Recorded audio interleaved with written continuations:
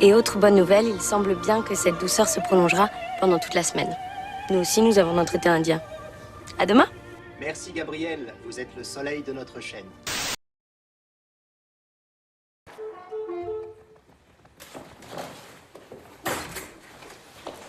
Fais pas cette tête. Tu m'avais promis de plus me faire ce coup-là. Ouais, je sais bien que je ne sais pas tenir mes promesses. Demande à ma chère mère. Elle va me virer de ta chère mère. Bah, si elle te sort par la grande porte, je te ferai rentrer par la baie vitrée. Hein. Elle dort? Joséphine est montée, mais Eleanor est dans le petit salon avec ta mère. Oh, Seigneur. Oh. C'est un whisky?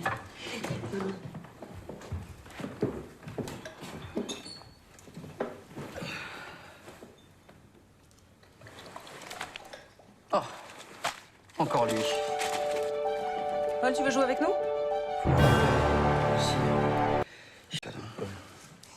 Quoi, Paul? Oh, qu'est-ce que vous voulez trouver?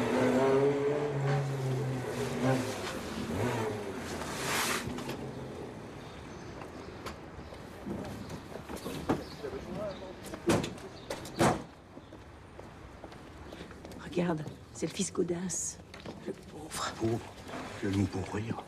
Voilà, monsieur, messieurs, mesdames, mes respects. Ah, mademoiselle, mes hommages. Pardonnez-moi, où puis-je trouver... Bah, écoutez, je suis en pleine forme, mais je vous trouve bien paternaliste. Absolument pas, je pensais à votre chute de cheval. Touchant, vous parlez comme un livre. C'est pour amuser mes lecteurs. Non, contrairement à lui, je suis honnête. C'est un poseur, un tricheur. Oui, mais il est séduisant. Riche, célèbre. Riche? Non, moi je suis riche. Bien plus riche que lui. Même. Je suis le fils Gaudens des laboratoires Gaudens. Dites pas que vous connaissez pas. Ne dites plus rien, malheureux. Maintenant, vous ne pourrez plus jamais penser que je pourrais vous aimer pour autre chose que pour votre argent.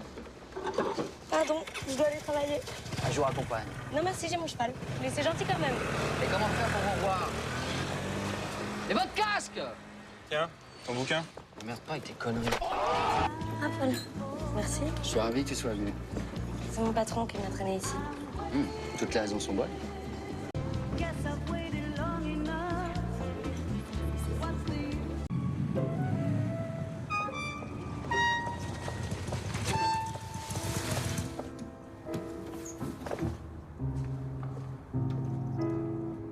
Gabriel. Paul. Paul. Le Mexique. Paul. Arrête, Paul.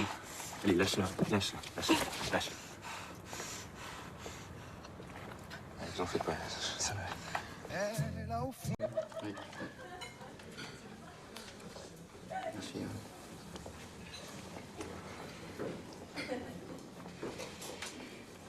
Très bien. Cela vous convient?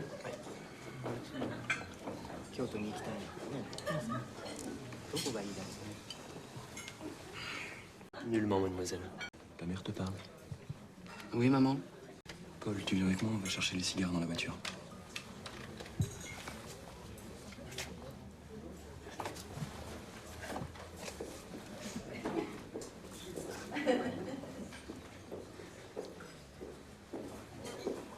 Allen est impressionnant, mais Woody Allen en caleçon, c'est le caleçon qui gagne. Ça veut pas dire que Woody Allen n'est pas un génie. Excusez-moi, je vais devoir rendre l'antenne. Mathias, archange de première classe. La brigade de surveillance descend. C'est à ton tour d'être inspecté. Remettre dans le droit chemin un escroc comme ton client, c'est carrément mission impossible. C'est mon plan. Comment on a fait ça? Ah, fais-la comme ça. Tu utilises tes pouvoirs, c'est formellement interdit. Tout sera noté sur mon rapport. Joséphine Ange Gardien, samedi à 21h sur TF1 Série Film.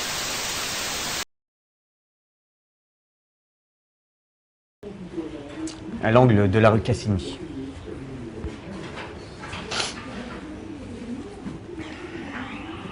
Heureusement qu'il t'a.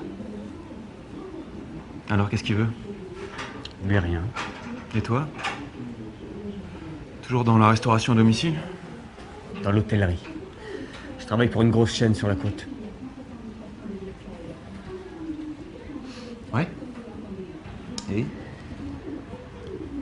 J'ai besoin d'argent. 6 000. Mais 6 000, c'est beaucoup. Et pour moi, oui. Mais pour moi aussi, on les a pas comme ça, hein, dans un tiroir. Puis je suis pas sûr que ce soit un service à te rendre. Philippe, je suis vraiment dans la merde. J'en doute pas, mais moi, 6 000, je les ai pas. Tu veux dire que pour moi, tu les as pas? Si tu préfères. Qu'est-ce que tu croyais? Ça fait 10 ans qu'on se parle plus. Tu me voyais te signer un chèque en disant « ça me fait plaisir de te voir, sans rancune, t'as bien fait de venir ». Tu voyais ça? Est-ce que tu voyais ça? Non. Bon, bah alors pourquoi t'es venu? Et ta femme, comment elle va? Elle va très bien, elle est en vacances. Où ça? Tu laisses ma femme tranquille. T'as pas l'air d'un homme heureux, toi. On s'embrasse pas, non? Non. De la victime. Vous le reconnaissez? Imaginez-la avec des cheveux longs. Non, je ne vois pas. Je suis désolé. Raphaël? Bonjour.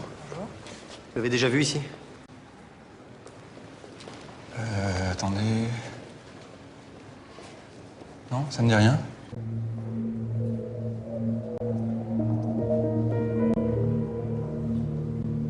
Qui est cette fille? Quand est-elle venue? J'avais pourtant donné des consignes. Oui, quelquefois certains clients réclament de la compagnie. De la compagnie. C'est comme ça que vous appelez les call girls. Je connais pas son nom. Elle venait de temps en temps travailler ici, au bar. Il y avait un homme avec elle. Vous pouvez nous le décrire, s'il vous plaît?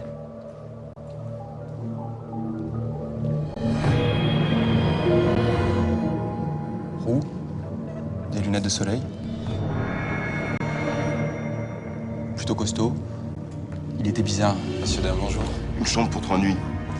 Il me reste une suite junior. Je prends. Très bien, alors j'aurais besoin de votre nom.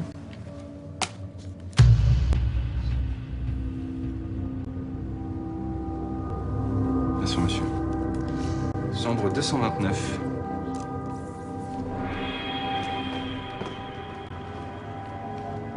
C'était mardi, normalement ils ont dû partir ce matin avant midi.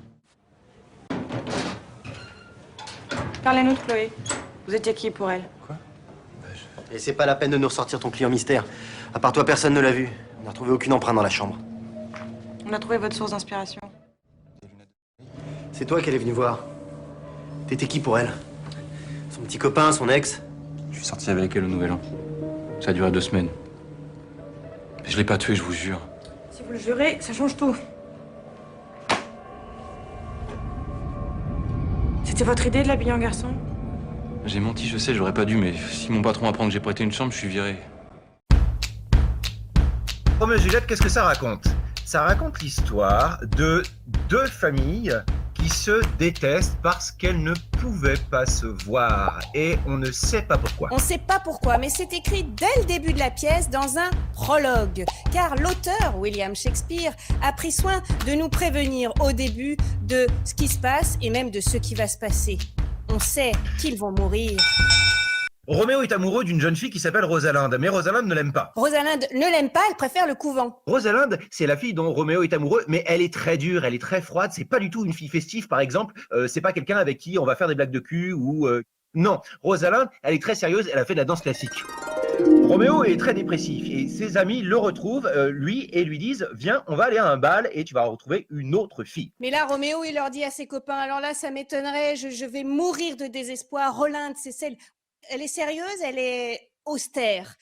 Mais Roméo, c'est son premier amour. Alors c'est lui, c'est elle qui l'aime. Vraiment, il l'aime à un point qu'il est là, la langue pendante dans les rues. Et son meilleur copain, il lui dit, bon Roméo, ça peut pas durer là. Hein. Il faut que tu fasses quelque chose. Je t'emmène au bal. Il y aura des filles, il y aura du champagne, il y aura des cotillons, il y aura peut-être Marion Cotillard. Peut-être, on sait jamais. Dans l'autre famille, la famille des ennemis de Roméo.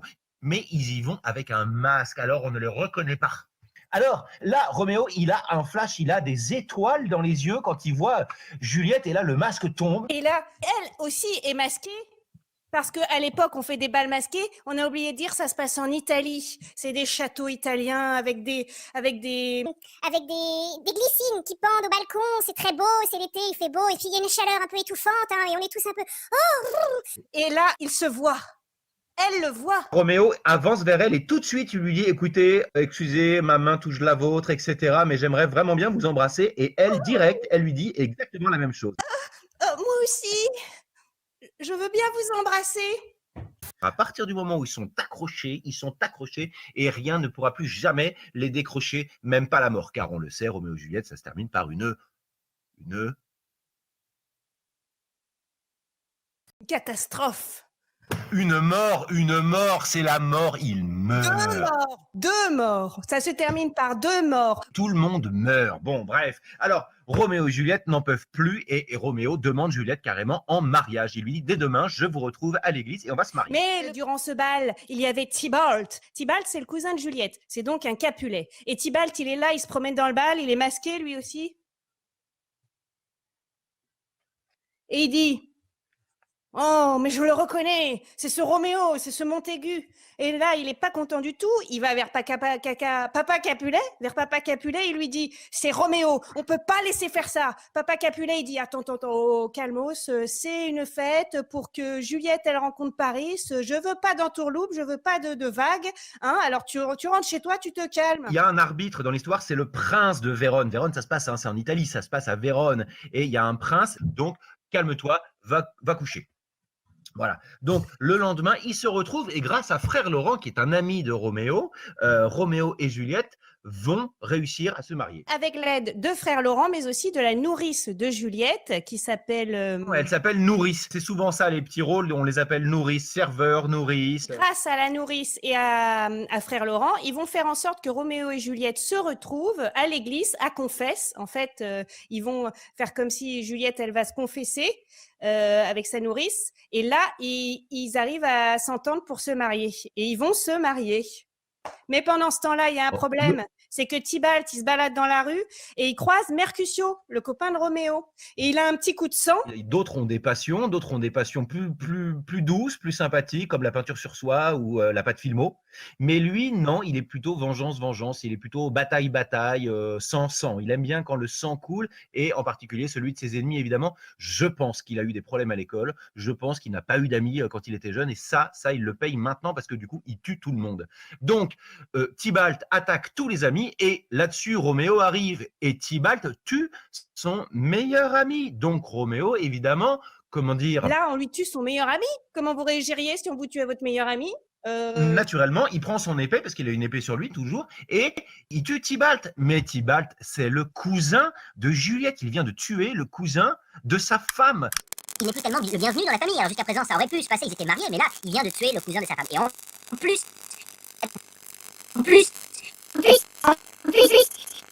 Et donc, tu es banni.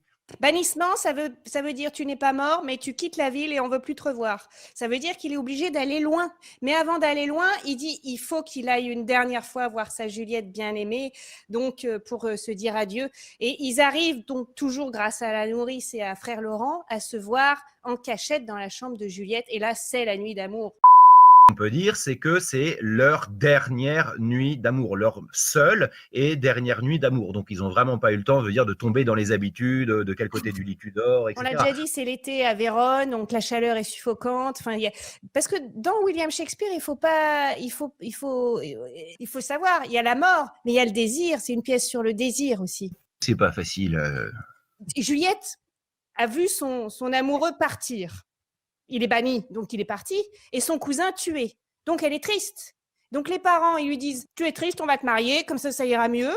On va aller rechercher le pariste, là, et on va vous marier. » Et là, Juliette, elle dit « Ah, mais c'est pas possible. » Elle peut pas dire qu'elle est déjà mariée, parce qu'elle peut pas dire.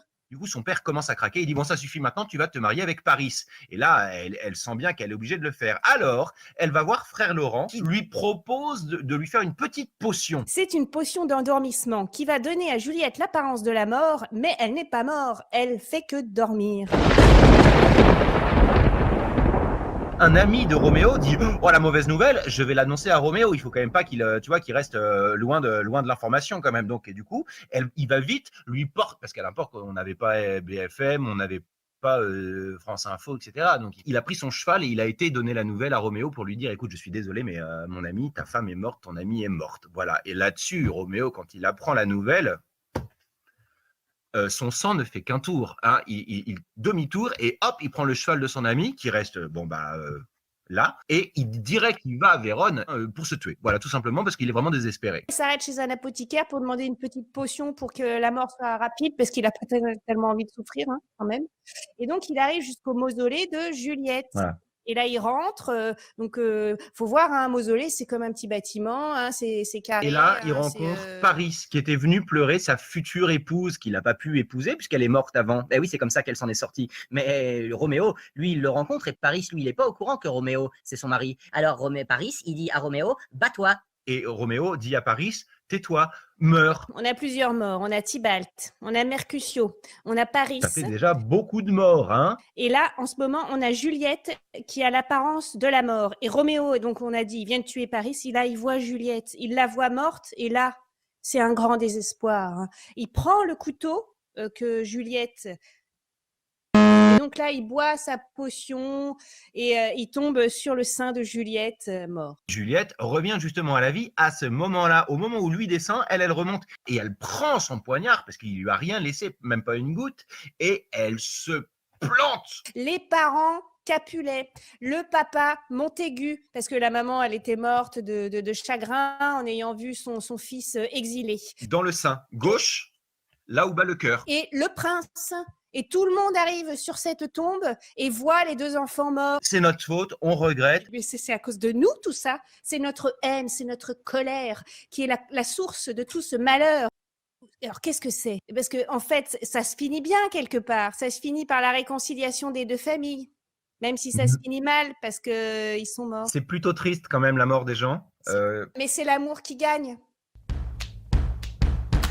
Que le titre est bien trouvé, Roméo et Juliette, parce que la guerre c'est pas beau, c'était un titre qui était un peu bateau. William Shakespeare, il a dû se dire non, la guerre c'est pas beau, c'est trop. Je vais appeler ça Roméo et Juliette.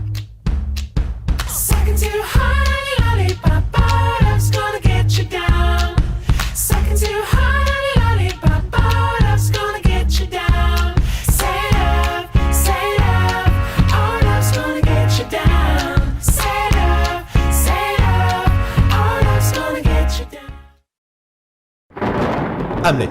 Hamlet, c'est celle où il y a un type qui tient un crâne.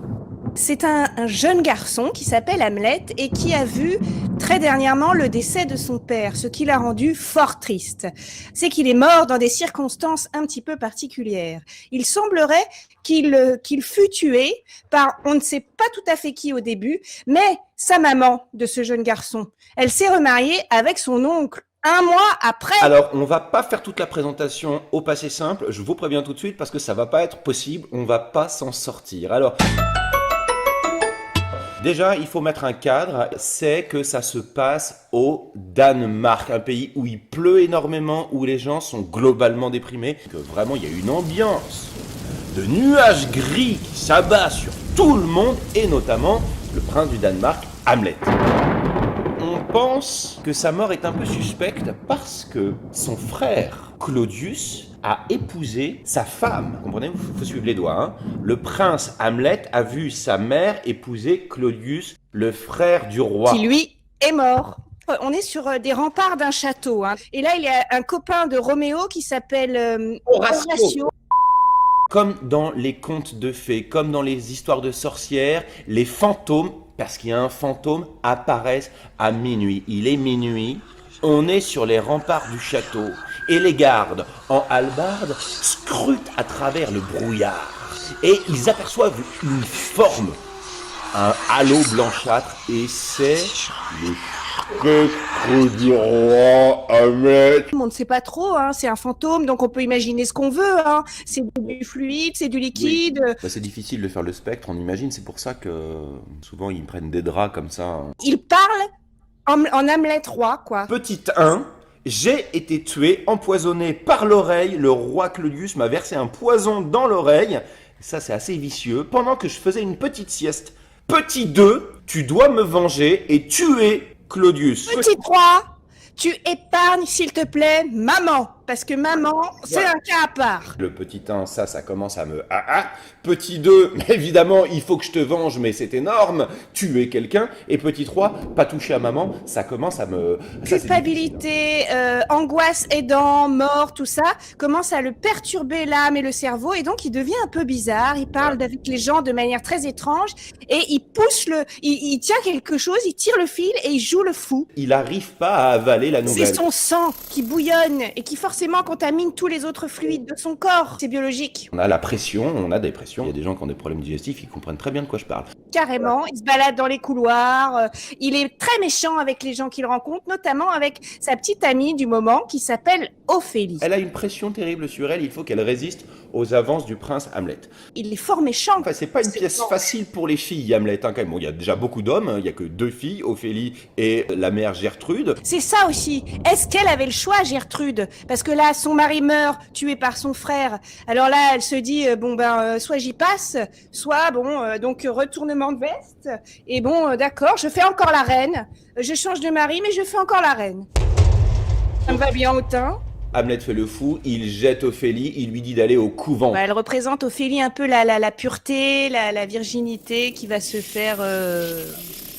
En tout cas, il est très violent avec elle. Saccagé, Le roi Claudius commence à se rendre compte qu'Hamlet a des doutes. Là, c'est la partie des comédiens. Et Hamlet se dit, chouette, je vais réussir à mettre Claudius devant ses propres crimes. Je vais faire jouer aux comédiens une pièce d'un meurtre. Et alors là, ça va mettre Claudius très très mal à l'aise. Claudius, il se lève au beau milieu de la représentation, il dit, on arrête ça, c'est du mauvais théâtre. Alors là, Hamlet, il se dit, il dit à son copain Horatio, t'as vu la réaction du roi? Il avait un petit peu du mal à croire un spectre. Il se disait, attends, je suis en train de me faire manipuler par un spectre. Son oncle a tué son père. Bon, il faut que je tue cet homme. Le roi Claudius et son copain Polonius, qui est un peu genre premier ministre, ils avaient beaucoup de doutes, ils voulaient savoir qu'est-ce que c'est que cette folie de Hamlet, et ils lui avaient tendu un piège.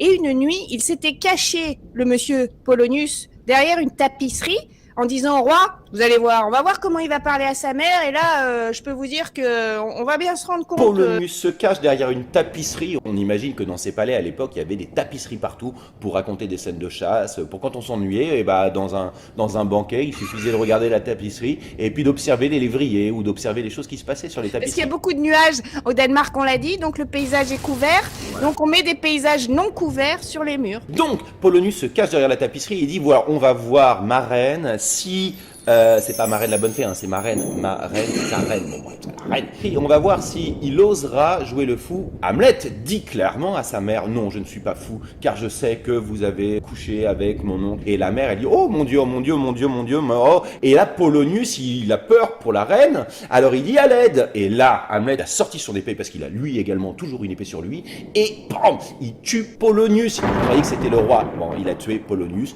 le père d'Ophélie. Et cet homme, Claudius, se dit, bon, mon beau-fils, mon neveu, mon beau-fils a compris, il sait, il faut que je l'éloigne du palais, je vais l'envoyer en Angleterre, il va faire un stage. Peut-être un stage de méditation, afin de calmer les fluides, puisqu'on sait qu'il a les fluides qui lui tournent un peu dans la tête, donc peut-être un stage de zen, de yoga ou quelque chose comme ça. Il lui donne une lettre en disant, tuez cet homme, il est très dangereux. Quand même, il met la lettre avec Hamlet, pour comme quoi il doit se faire tuer. Hamlet, ça va pas, non? Alors il retourne la lettre contre ses agresseurs, tour de passe-passe, et il revient au Danemark un beau jour. Il a mis du Tipex et il a écrit le nom de celui qui l'amenait. Il s'est débarrassé de ses tueurs. Et là, il se promène, il est toujours avec Horatio, son meilleur copain. Oui. Et là, il voit une scène étrange, 2 fossoyeurs qui sont en train de creuser une tombe, mais qui a l'air d'être quand même une tombe pour quelqu'un d'important. Ils se disent, mais qui est cette personne qu'on va enterrer là? Et là, qui arrive?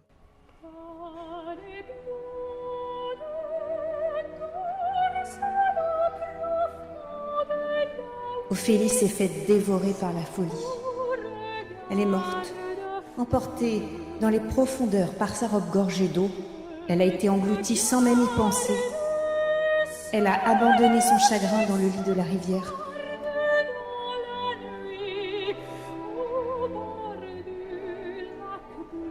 C'est beau.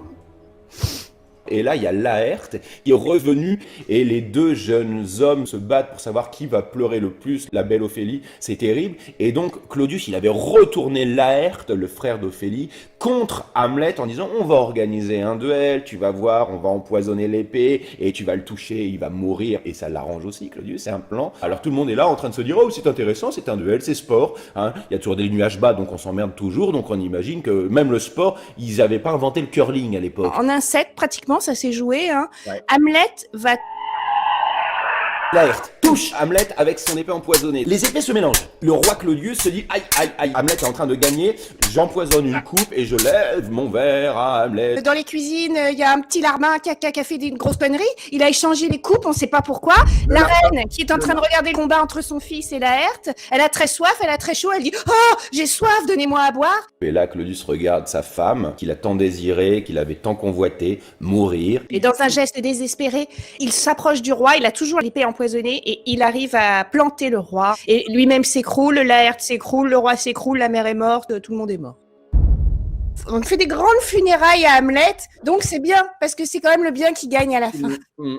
On peut dire aussi que la géopolitique fonctionne bien, parce que c'est le roi de la Norvège qui devient le roi du Danemark. Bon, à l'époque, je sais pas ce que ça veut dire, mais bon, il y a des gens qui s'occupent de géopolitique. Hamlet, Polonius, Rosenkrantz, Giselher, Rosenkrantz, c'est des beaux noms, il faut se laisser porter par là, voilà, il faut se balader dans Bricorama et regarder les noms des outils et se dire oh c'est très beau, ça fait des noms.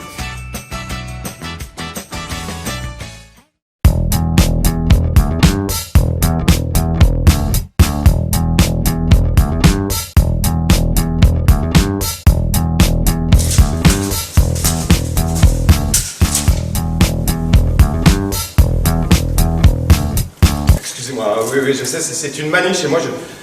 Je pense que la création naît de l'observation de ce qui nous entoure.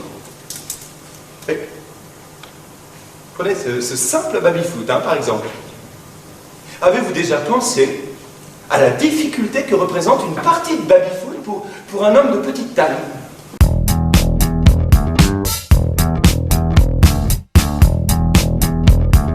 Qui avait le compte d'hiver ?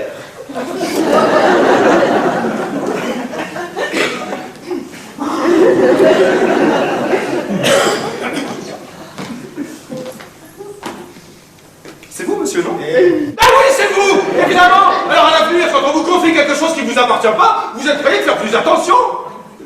C'est quand même pas compliqué d'être propre!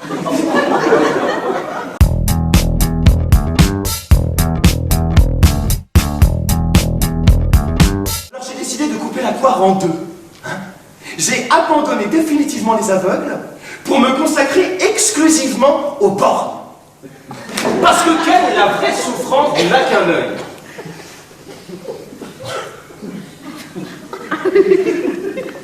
Non, c'est pas tant cette vision monoculaire, bien essayé, mais non. Et c'est pas non plus cette absence de relief dans la perception. Non, ce qui attriste réellement le borgne, c'est le regard de l'autre.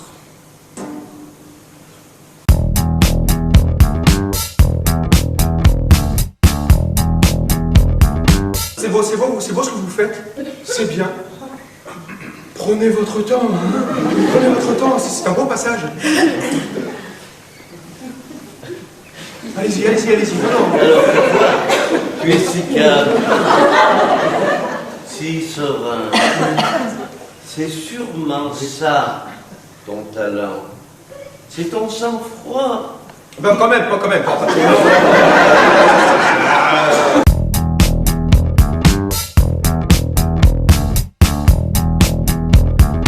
Voilà, les journalistes sont les acariens du monde moderne. Ils ne découvrent plus. Ils observent platement comme des vaches en train. Ils se nourrissent de nos peaux mortes et ils beuglent leurs inepties, nous éclaboussant de toute leur paresse intellectuelle. Parce que ça, hein, paresseux, ils le sont.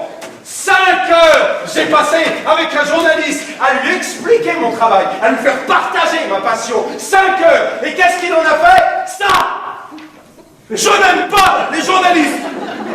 Les journalistes sont à la science ce que le Portugal est à l'Europe, une entité négligeable. Voilà!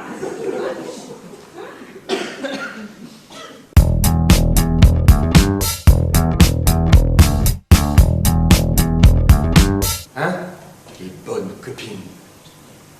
Celles qui vous disent « Oh, mais changement de pâturage ravit le baudet. » Hein? Changement de viande ouvre l'appétit. Les bonnes copines, hein? Elles se placent en maître, hein, dans l'art de la débauche. Hein? C'est celles qui vont en boîte comme on va au marché, qui vous ramènent les hommes par paquet de 12. Voilà, un petit peu d'italien, un petit peu d'américain, un petit peu de suédois, un petit peu de brésilien, c'est si exotique. Et qu'est-ce que ça vous ramène, l'exotisme? Des mycos! Voilà ce que ça vous ramène! Des champignons, des maisons de schtroumpfs! Voilà ce que ça vous ramène!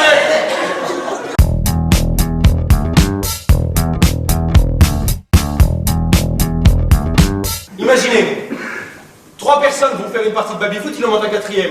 Alors, oh, qui veut jouer avec nous? Alors, l'homme de petite taille veut des amis. Ah bah, moi. Et qu'est-ce qui se passe? L'homme de petite taille ne voit pas le terrain. Comment voulez-vous qu'il se fasse des amis?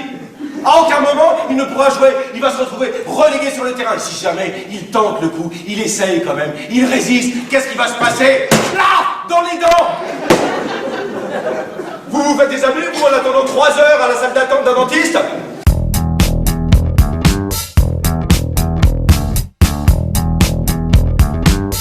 Heureusement, je me suis ressaisi.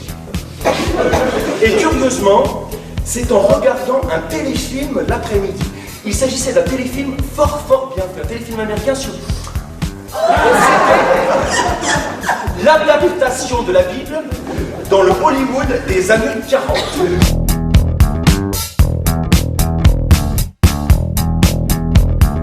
La voilà! La simultanéité réflexe de la prothèse, hein? Le respect des bornes, la dignité des hommes meurtris, le droit aux larmes, indépendant! Non mais attendez, évidemment, c'est un prototype, ça doit être miniaturisé pour le cerveau. Ça ne rentre pas, j'ai conscience que ça ne rentre pas dans la tête encore, je ne suis pas idiot. Hein? À moins d'avoir une énorme tête. Non, croyez-moi, le premier pacemaker pesait 29 kilos. Alors vous vous imaginez avec une grosse pile comme ça, sur le dos?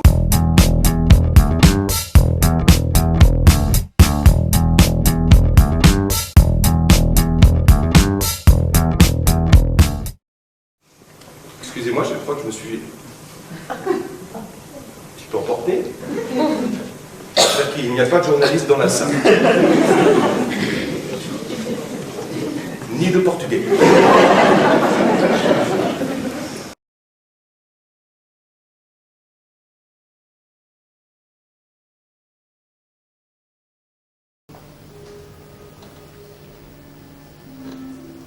Ça vous plaît?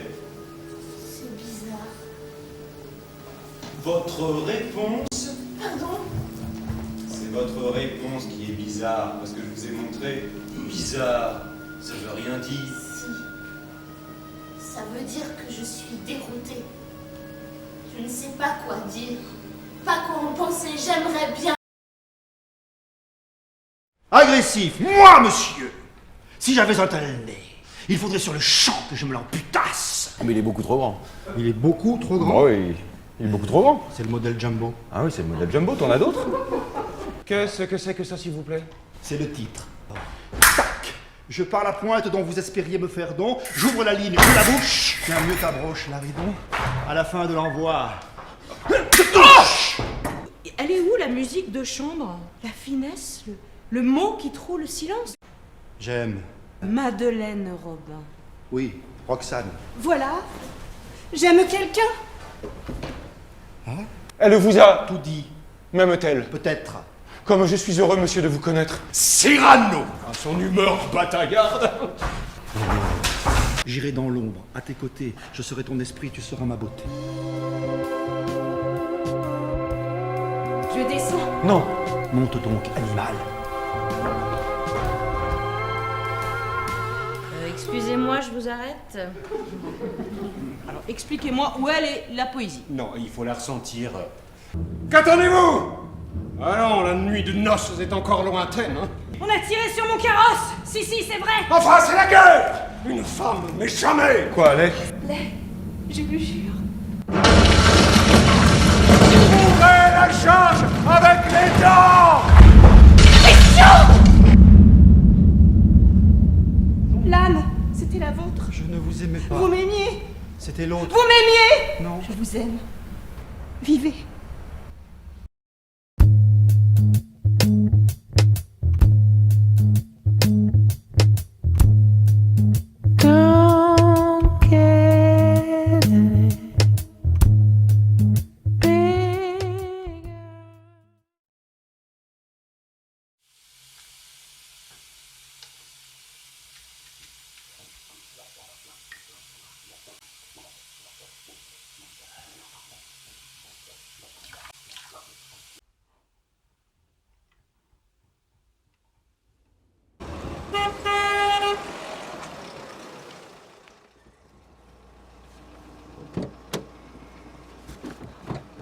Comment il va mon frère? Il va très très bien. Alors toi, t'es toujours avec ce gros con. Je t'emmerde. Putain, putain.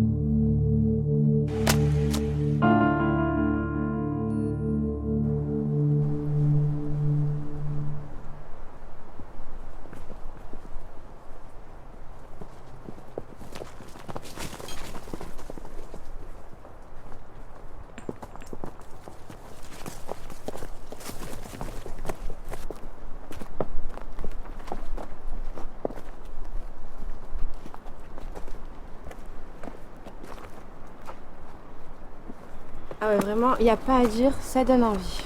Ah ouais, c'est sûr, ça en jette, hein. Allez, y a plus qu'à trouver la clairière. Il n'y a plus qu'un.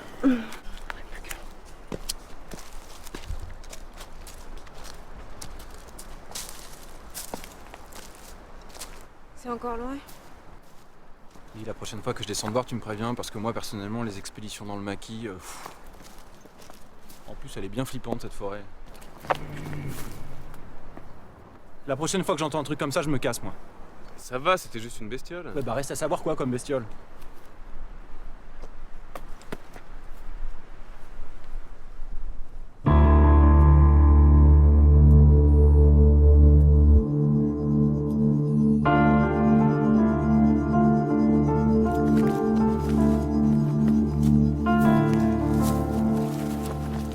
Ça y est, on est arrivé. Tu plaisantes, j'espère. Non, jamais. De plus en plus morbide. Quoi, qu'est-ce qu'il y a? Rien. Je m'en rappellerai ton week-end. Écoute, Ado, j'y suis pour rien, alors arrête de me regarder comme ça. Je suis pour quelque chose, moi, si tu sors avec un taré qui se la joue aventurier. Il est pas taré, il est juste un peu perturbé. Au lieu de vous plaindre, là, profitez un peu de l'instant. Et du paysage. Paysage.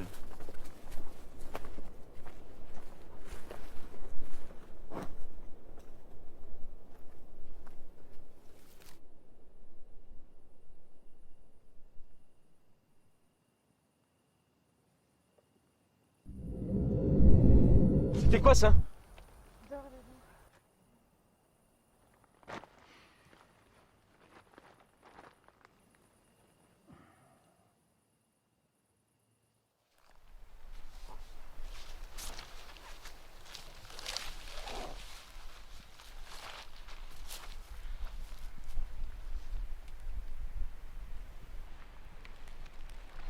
Oh putain de bordel de merde. Qu'est-ce que t'as? Venez voir. Putain.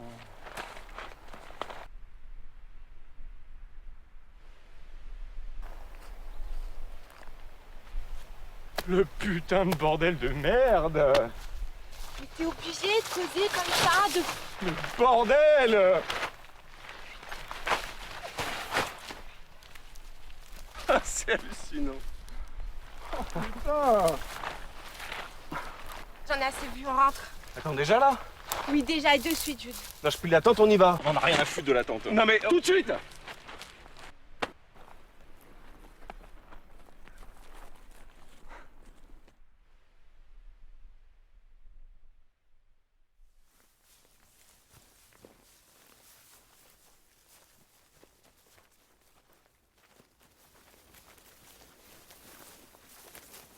C'est perdu. Oh, Jude, tu me réponds? On est perdu, c'est ça? Hein?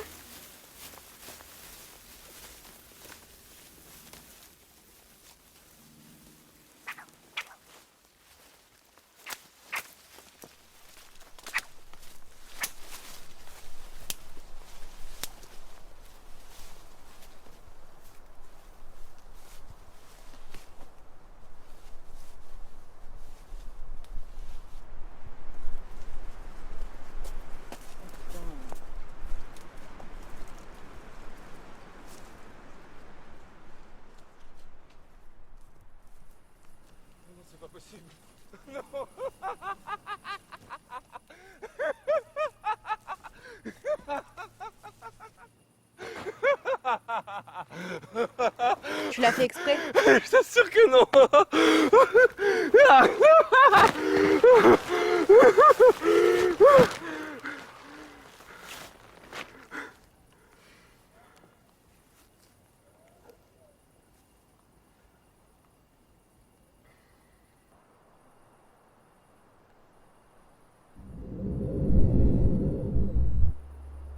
Anus Dei, Vitoris peccata mundi, miserere nobis.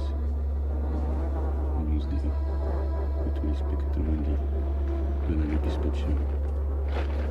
Ea ergo advocata nostrum, illos tuos misericordia succurs amus benedicte. Et Jesum, benedictum fructum ventris tui, nobis pastor, exilium nostrum. Anus Dei, pacem. Qu'est-ce qui se passe ici? O Dulce, Anus Dei, Vitoris peccata mundi, dona nobis pacem. Anus Dei, Vitoris peccata mundi, Dadou? miserere nobis. Ea ergo Dadou, qu'est-ce que t'as? advocata nostrum. Jude!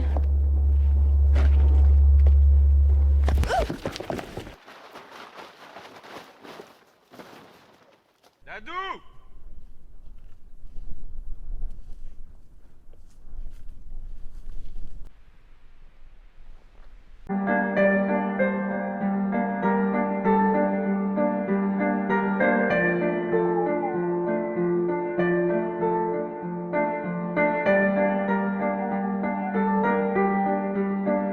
Et il périclite à force de vivre au crochet d'une femme.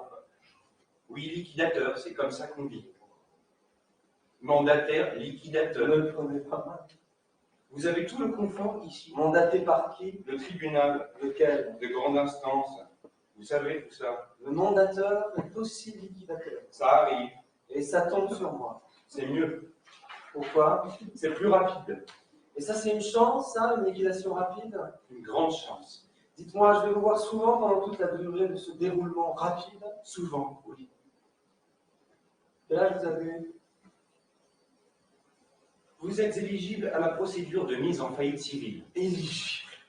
Le dossier que vous avez adressé à la commission fait état d'un surendettement se montant après vérification à la somme de 24 664 €. Vous êtes une espèce d'huissier ou quelque chose comme ça. Les tentatives de recours à l'amiable auprès de vos créanciers se sont soldées par un échec. Les créanciers n'ont aucune amitié pour moi. 24 664 €.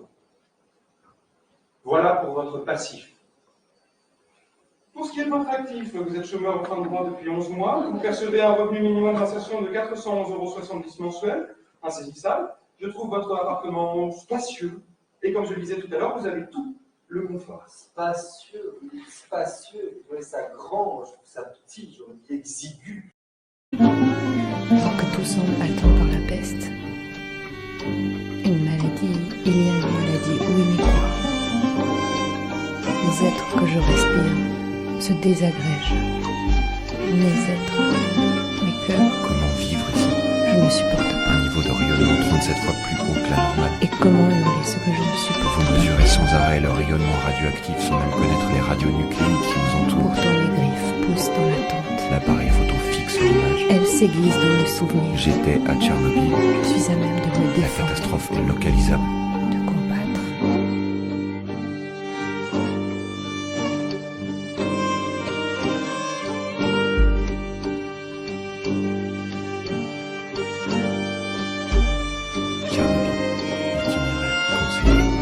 Station balnéaire, football, safe, ne rien toucher, ne rien ramasser, ne pas boire sur les lieux, ne pas toucher aux plantes et aux installations, ne pas s'asseoir par terre, ne pas manger en plein air, ne pas fumer en plein air, ne pas poser ses affaires au sol, ne pas marcher dans l'herbe ou sur la mousse.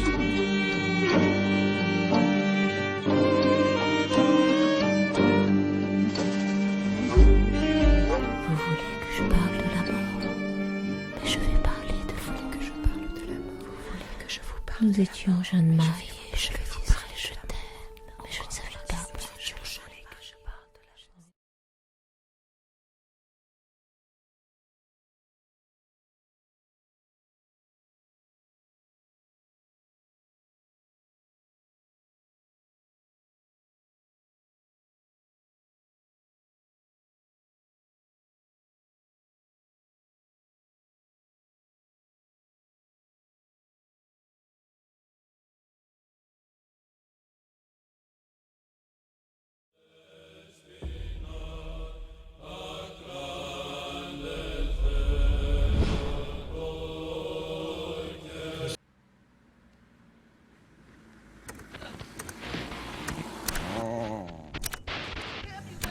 race. Je vais te poser une question. Je préfère pas. Non, mais on a tous ce fric. Et toi, tu comptes ta petite monnaie comme une dame pipi. C'est pas vraiment une question, ça. Tu connais le sens du mot question? Toi, tu connais le sens de je m'en fous et change de boulot. Et ça, c'est pas vraiment un mot. Vu ce que tu me coûtes, Bah, change de partenaire alors. j'ai pas vraiment envie de changer de partenaire.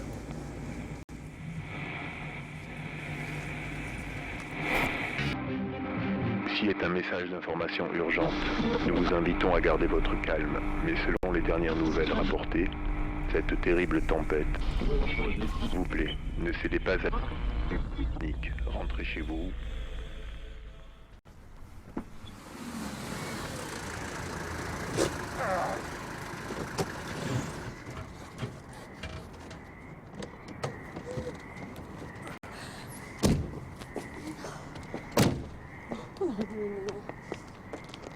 Non, je suis sûre que t'as même pas l'eau chaude, tu vois. Ah oui, je pense pas, non. C'est une église. Bon, puis pour l'eau chaude, tu verras demain. S'il vous plaît.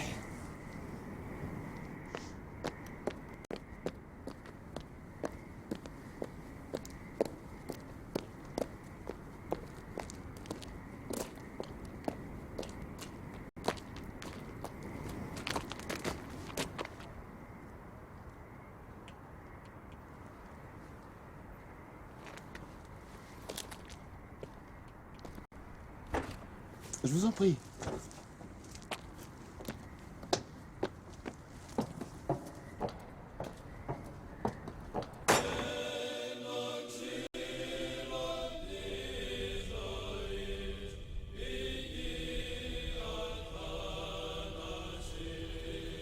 Je sens pas cette putain d'église. Ne jure pas, s'il te plaît. Hein. Voilà l'hostie.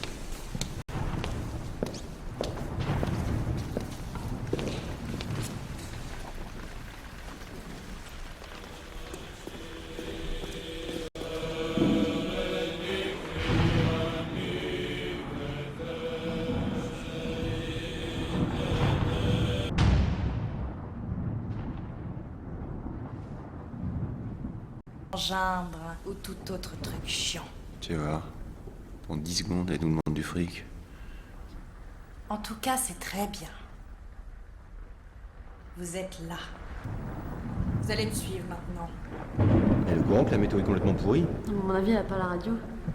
J'ai dit de me suivre, pas sortir. Pour les messages radio, sachez que ce n'est pas à vous qu'ils sont adressés. Des abîmes, leur déclarera la guerre, les vaincra, les tuera, et l'on verra alors une bête à 7 têtes et à 10 cornes, sur les 10 cornes des diadèmes et sur les têtes des noms de blasphème et de péché. Alléluia, Alléluia, Alléluia.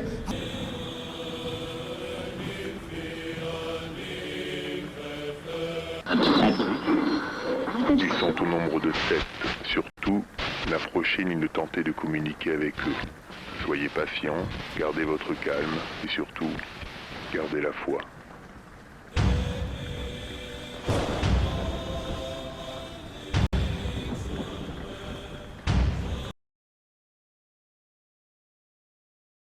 Donc bonjour tout le monde, on s'est dit que ça serait bien de vous faire un petit peu de lecture pour maintenir le lien pendant que nous sommes confinés à la maison les uns les autres.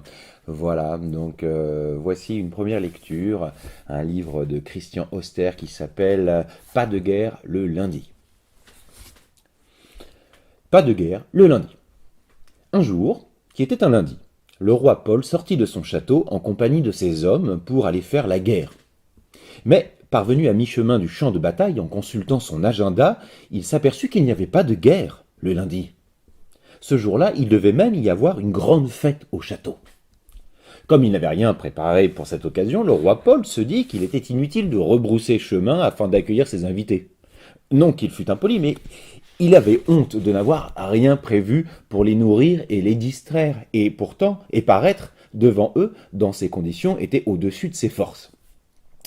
Parce qu'il n'avait pas de meilleure idée, il poursuivit son chemin avec 2 de ses hommes en direction du champ de bataille. Quant aux autres, il les avait réexpédiés au château pour accueillir ses invités avec un mot d'excuse écrit de sa main. Il convient de signaler que, comme le roi Paul était célibataire, il n'y avait pas de reine au château pour ouvrir les portes et faire des amabilités. Il avait donc gardé avec lui son serviteur, muni d'un plateau de service, et son conseiller, toujours flanqué d'un gros cartable. Quand ils arrivèrent au champ de bataille, ils ne trouvèrent, comme prévu, qu'un champ de bataille sans bataille. Le roi ennemi ne s'était pas trompé de jour, lui. Il n'était pas venu. Il y avait seulement là 3 ours qui jouaient aux cartes sur un rocher plat. Le roi s'avança vers le plus proche et le salua. Puis il lui demanda, à tout hasard, « Pas de soldats par ici ?» ?»« Non, » répondit l'ours sans quitter des yeux les cartes qu'il tenait en main. « On est lundi, pas de soldats, ni de roi, pas de bataille non plus, sauf sur ce rocher où nous y jouons. Le lundi, il n'y a que des ours ici. » Et l'ours posa une carte sur le rocher. Instantanément, le roi, le conseiller et le serviteur furent transformés en ours. Toutefois, ils avaient conservé le premier, sa couronne, le deuxième, son cartable, et le troisième, son plateau de service. Comme il n'y avait pas de miroir, le roi devenu ours eut un petit doute et demanda aux 2 autres. « Pardonnez-moi, mais il me semble que nous sommes transformés en ours, hein. En tout cas, vous. Je suppose que moi aussi. J'ai bien une tête d'ours. » « Et des pattes d'ours, observa l'ours conseiller. « Ça, j'avais vu, fit le roi. »« Et des oreilles d'ours, ajouta l'ours serviteur. » Les 3 ours qui jouaient aux cartes ne prêtaient pas plus attention à eux que s'ils avaient été des ours de toute éternité. Il y avait d'ailleurs d'autres ours sur le champ qui n'étaient plus de bataille. Et le roi entraîna ces 2 hommes à l'écart pour qu'on ne les confonde pas. « Nous ne pouvons pas rester comme ça, déclara-t-il. Je ne peux pas gouverner en ours, et je ne veux pas être conseillé ni servi par des ours. Nous devons trouver quelqu'un qui puisse nous rendre notre apparence normale. » « Une fée ?» suggéra le conseiller. « Un lundi, ça va être difficile, » observa le roi, qui avait bien le calendrier en tête à présent. « Les fées ne travaillaient pas, hein. Ils ne travaillent pas le lundi, vous le savez. Le lundi, pas de guerre, pas de fée. »« Il y a bien ma cousine, intervient le serviteur. »« Votre cousine ? Elle n'est pas vraiment fée, expliqua le serviteur, elle est assistante. Quand sa fée ne travaille pas, elle s'entraîne en cachette. »« Et on peut la trouver où ? demanda le roi. « Au 3e chêne à gauche, sur le chemin recouvert d'une bâche en plastique, répondit le serviteur. « Moi, je ne connais pas ce chemin, remarqua le roi. « Moi non plus, dit le serviteur. « Et j'ai jamais vu ma cousine, en réalité, je sais seulement qu'elle existe à cause de mon album de famille. »« Pardonnez-moi, intervient le conseiller, j'ai cet album sur moi, Alphonse me l'a confié. » Alphonse était le prénom du serviteur. Le conseiller avait lui aussi un prénom. « Montrez, » fit le roi. Le conseiller fouilla dans son cartable, il en sortit un bel album empli de photos représentant les membres de la famille du serviteur. C'était une grande famille, on n'a pas le temps d'en parler ici. Le roi feuilleta l'album. « Mais c'est laquelle, votre cousine ? demanda-t-il. Le serviteur pointa un doigt sur une page en haut à droite. « Ah, je vois, fit le roi. Elle a l'air idiote. »« Elle l'est, confirma le serviteur. C'est du moins ce qu'on prétend dans la famille. »« Mais enfin, on n'a pas le choix, observa le roi. Allons la voir. Trouvons le chemin recouvert d'une bâche en plastique. » Les 3 ours, ou les 3 hommes, quittèrent les autres ours et le champ qui n'était pas de bataille. Ils prirent n'importe quelle direction. C'était plus facile que d'en choisir une, puisqu'ils ne savaient pas où aller. Mais ils ne trouvèrent pas le chemin recouvert d'une bâche en plastique. Ils empruntèrent un chemin recouvert de bouts de ficelle, au beau milieu duquel un nain était en train de faire des nœuds. Le roi lui demanda où était le chemin recouvert d'une bâche en plastique, mais le nain ne répondit pas. Il était peut-être sourd. En tout cas, il était très absorbé par ces nœuds, qui étaient très difficiles à faire parce que les bouts de ficelle étaient courts. En haut d'un arbre, un cheval, on ne sait comment, avait trouvé à se percher et coupait dans une pelote de ficelle de tout petits morceaux, apparemment exprès pour embêter le nain. Bref, Sur ce chemin, il régnait une ambiance malsaine, mais le cheval dans l'arbre rappela au roi qu'avec son conseiller et son serviteur, ils étaient arrivés à cheval sur le champ qui n'était pas de bataille et que les chevaux avaient disparu en même temps que les 3 ours d'origine. Les chevaux n'étaient pas réapparus. Et le roi s'aperçut seulement à ce moment qu'avec ces 2 hommes, ils allaient tout bêtement à pied. Mais pour des ours, ce n'était pas plus mal. Ils repartirent, sans l'aide du nain qui s'embrouillait dans ses nœuds, mais ne trouvèrent toujours pas le chemin recouvert d'une bâche en plastique. Ce qu'ils découvrirent, ce fut un autre chemin recouvert de bitume, celui-là, de sorte que ce n'était pas vraiment un chemin, mais une route, où une voiture dut freiner sec pour les éviter. « Oups !» fit le roi, « on a eu chaud. » Le conducteur descendait, c'était visiblement un ogre. Classique. Un ogre classique avec des dents pointues, un peu saignantes, qui n'avait rien à faire de 3 ours ahuris. Simplement, comme le roi, il était poli. « Mais il ne faut pas marcher au milieu de la route, dit-il aux 3 imprudents. Mais j'ai fait bitumer ce chemin pour ma voiture depuis que j'ai perdu mes bottes, et je suis pressé. Alors pardonnez-moi tout de même d'avoir failli vous écraser. À propos, vous êtes roi ? Demanda-t-il à l'ours couronné. Alors on ne peut rien vous cacher, répondit le roi, mais je ne suis pas un ours, hein. Pas plus que mon conseiller et mon serviteur ici présent. Dommage, fit l'ogre. Un ours roi, ça changeait. De même qu'un ours avec un cartable, enfin de même qu'un ours avec un plateau de service. Désolé, fit le roi, nous n'avons pas l'intention de rester ours, et nous cherchons le chemin recouvert d'une bâche en plastique. Ah, s'exclama l'ogre, celui qui est bordé de chênes avec la fée qui travaille au pied du 3e chêne à gauche. Mais vous ne trouverez que son assistante aujourd'hui, hein. C'est lundi. En plus, elle est idiote. Oui, non, mais je sais, répondit le roi. Vous pouvez nous indiquer la direction? Pas du tout, s'excusa l'ogre. Je ne me déplace plus qu'en voiture. Moi, j'ai perdu l'habitude de m'orienter dans la forêt. J'y habite même pas, j'ai un appartement en ville maintenant. Il faudrait demander aux gardes. Aux gardes, s'étonna le roi. Aux gardes forestiers, oui, répondit l'ogre. Ah mais non, s'exclama-t-il, en se frappant le front, que je suis bête. Pas le lundi, ils travaillent pas non plus, tout est fermé aujourd'hui, excusez-moi, hein. Je file à la seule épicerie qui soit ouverte pour acheter des conserves. Bonne chance! Il faudrait demander aux gardes. Aux gardes? S'étonna le roi. Aux gardes forestiers, oui, répondit l'ogre.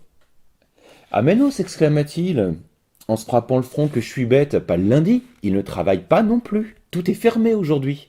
Excusez-moi, je file à la seule épicerie qui soit ouverte pour m'acheter des conserves. Bonne chance! Et l'ogre, ayant repris le volant, disparut au loin dans un vrombissement. Les 3 ours, non, les 3 hommes, non. Ah, je sais plus comment dire, bon, vraiment, non, je suis embarrassé avec cette histoire. Bon, les 3 hommes, mettons, parce que ce sont quand même 3 hommes, non? Bon, dans leur tête. Bon, les 3 hommes, allez, hein? Eh ben, allez, les 3 hommes. Tout homme qu'ils étaient bien embêtés. Procédons comme auparavant, décida le roi. Dirigeons-nous au hasard, prenons à gauche après le palmier. Un palmier, en effet, se dressait à l'horizon. Quand ils s'en approchèrent, les 3 hommes s'aperçurent qu'un chameau se tenait là, à l'ombre, les pattes repliées sous le ventre. Il semblait en mauvaise santé, en tout cas il toussait. Un palmier, remarqua le conseiller. C'est étonnant dans cette région qui est assez froide. Mais un chameau, c'est inimaginable. Il est peut-être là à cause du palmier, estima le roi. Et vous connaissez le dicton, là où au nord le palmier pousse, le chameau tousse. C'est possible, convint le conseiller, à moins que le palmier n'ait toussé après le chameau. Poussé, pardon. Je vous ferai observer qu'on perd peut-être du temps, là, intervient le serviteur. On ne peut pas savoir qui, du chameau ou du palmier, est apparu en premier, et on ne le saura jamais. En tout cas, enfin pas tout de suite. Enfin, on ne pourra y réfléchir plus tard. En attendant, prenons à gauche, après le chameau, proposa le roi. Après le palmier, fit le conseiller. Oui, c'est pareil, répliqua le serviteur. Donc, ils tournèrent à gauche après ce qu'il venait de dire.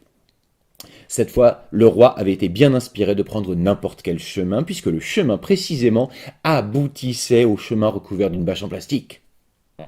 À l'entrée du chemin, toutefois, on ne passait pas. Un grublu le barrait, qui brandissait un balai-brosse. Bon, alors c'était un grublu normal, hein, avec des oreilles en anse de théière, des yeux à paupières en plomb et puis des jambes en flammes. Mais celui-là tout de même n'avait pas l'air commode. « Chausson !» gronda-t-il. « Bonjour, fit le roi, qui, comme on sait, était fort bien élevé et qui tenait à ce qu'on le soit aussi. Beau temps aujourd'hui, n'est-ce pas ? Chausson ! Regronda le grublu. Je ne veux pas de vos sales pattes d'ours sur mon chemin. Mais enfin, intervint le conseiller, qu'est-il besoin que nous mettions des chaussons pour emprunter votre chemin puisqu'il est déjà recouvert d'une bâche en plastique ? Je viens de la brosser, la bâche, tonna le grublu. Elle est toute propre. Et vous ne l'avez pas brûlée avec vos jambes en flammes, argumenta le conseiller, qui, à vrai dire, n'avait jamais vraiment beaucoup aimé les grublus. Je balais en restant au bord, répondit le grublu. Je n'y marche jamais sur mon chemin.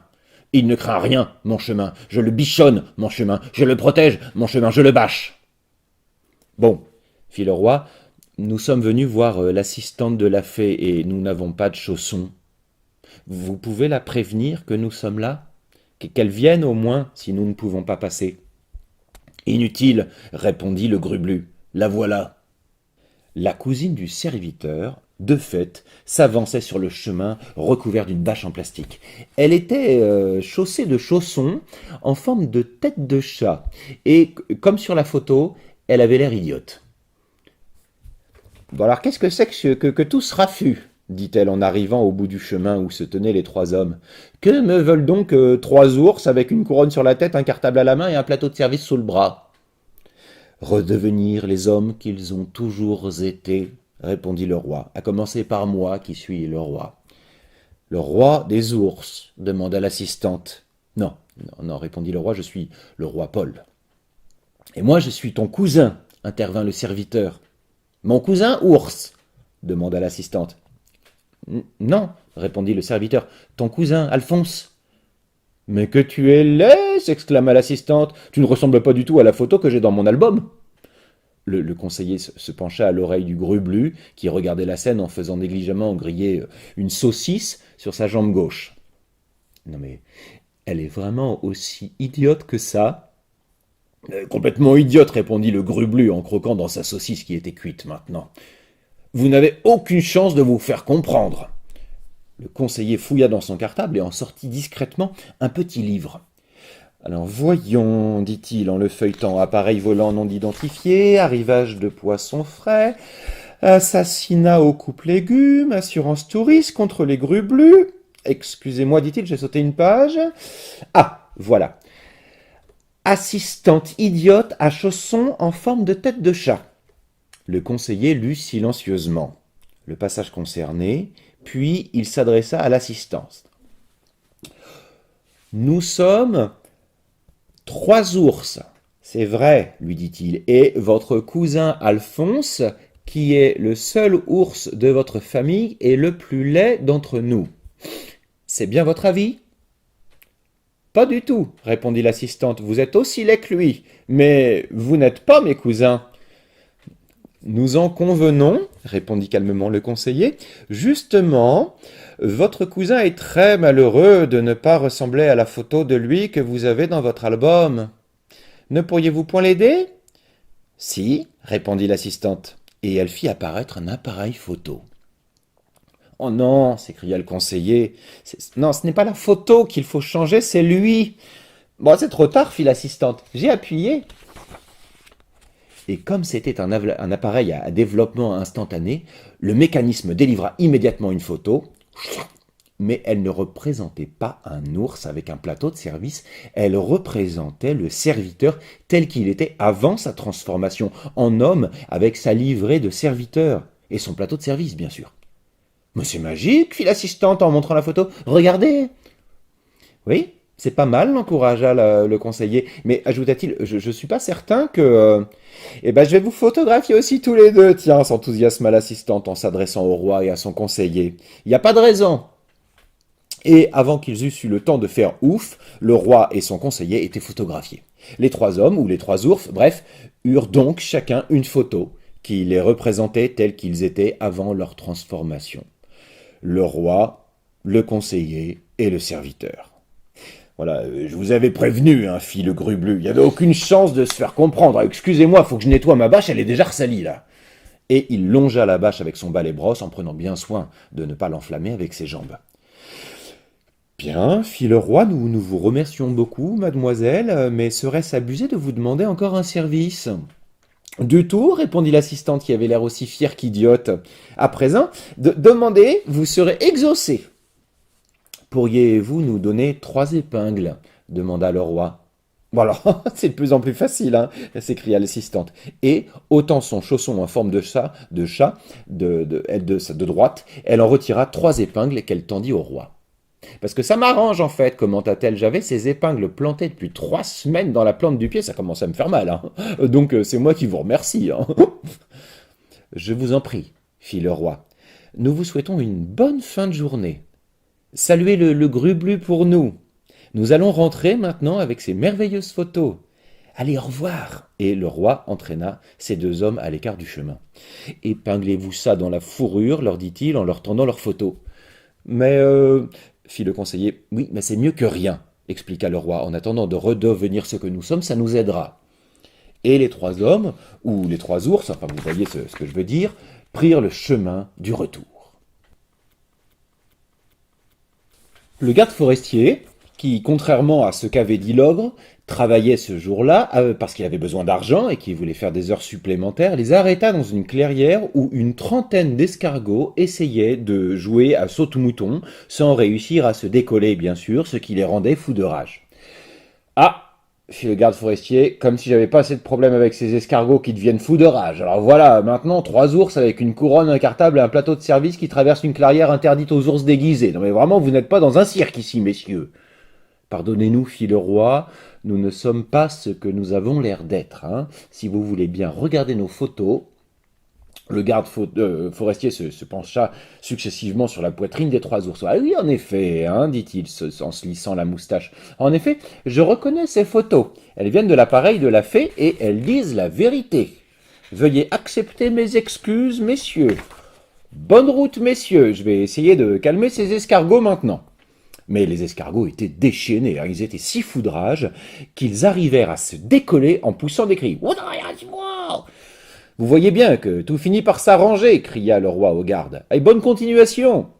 Et maintenant, interrogea le conseiller, qu'allons-nous faire, majesté? Simplement trouver le chemin du retour, répondit le roi. En ours? S'informa le serviteur. Eh bien, pour l'instant, oui, expliqua le roi. Avec ces photos, nous allons tenter de redevenir ce que nous sommes. Il suffit que nous trouvions quelqu'un pour finir le travail que votre cousine a commencé. Un lundi? S'étonna le serviteur. Mais vous pensez à qui? Demanda le conseiller. Eh bien, je pense à la sorcière morte, répondit le roi, celle qui est enterrée près du ruisseau d'Acier. Je crois me souvenir que ce n'est pas très loin d'ici. Mais la sorcière morte est morte, rappela le conseiller. Ça va être difficile. Peut-être, convint le roi. En attendant, elle n'est pas spécialement de repos le lundi. Donc ça nous laisse une chance. Et l'on se mit en route en direction du ruisseau d'Acier. C'était juste à côté, en fait. Le ruisseau d'Acier ne coulait pas. Bien sûr, c'était une feuille d'acier entre 2 rives, légèrement en pente, immobile, avec des canards montés sur frisbee qui se laissaient glisser dessus en gobant au passage des mouches pour se nourrir. Ce n'étaient donc jamais les mêmes canards qui passaient. La sorcière était enterrée au bord avec une inscription sur une pierre qui racontait toute sa vie et comment elle était morte, mais qu'on n'a pas le temps de recopier ici. Le roi se pencha sur la tombe. « Sorcière morte, dit-il à voix basse. Je sais que vous êtes morte et que ça ne sert à rien de vous demander quoi que ce soit, mais nous sommes 3 pauvres hommes transformés en ours avec leurs photos d'hommes piqués dans la fourrure, et moi je suis le roi et je dois rentrer chez moi parce qu'il n'y a pas de guerre le lundi et que je n'ai rien de mieux à faire. » La pierre tombale trembla un peu, puis elle se souleva. La sorcière parut absolument pas morte, en excellente santé même. Elle semblait même pleine de reconnaissance. « Oh ! Merci, dit-elle au roi. Tout le monde me croyait morte et je pouvais être délivrée de ce tombeau que par quelqu'un qui n'existe pas. Et c'est votre cas, apparemment. Vous n'existez pas. Pas en temps course, du moins. Passez-moi vos photos. Montrez-moi des photos pour voir si tout cela a vraiment existé. Vos photos. Les 3 ormes, ou les 3 ousmes, bref, les 3 ourmes, désépinglèrent leurs photos et les tendirent à la sorcière. « Je vais voir ce que je peux faire, déclara celle-ci. J'ai oublié mes formules depuis tout ce temps. » Elle se tourna, marmonnant quelque chose, puis se retourna. Elle tenait en main les 3 photos qui étaient maintenant grandeur nature, et qui représentaient les 3 hommes en pied. « Bon, ben, c'est devenu des posters, observa le roi. C'est pas mal, mais nous ?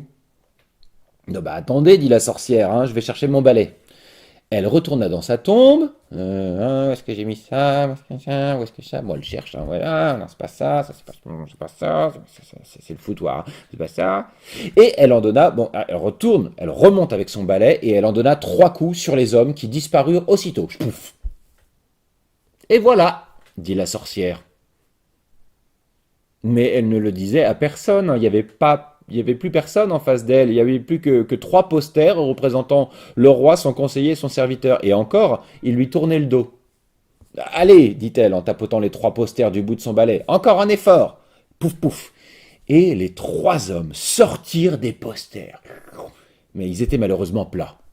Même chose pour la couronne du roi, le cartable du conseiller et le plateau du serviteur. Bref, c'était des découpages en papier. Mais enfin, ils bougeaient. « Merci, dit le roi à la sorcière en se retournant. Vous ne pouvez vraiment pas faire mieux ? » Non, ben alors pas avant 6 mois, hein, répondit la sorcière, parce qu'il faudrait que je m'entraîne. Le roi, pensif, regarda les canards gober les mouches sur le ruisseau d'acier.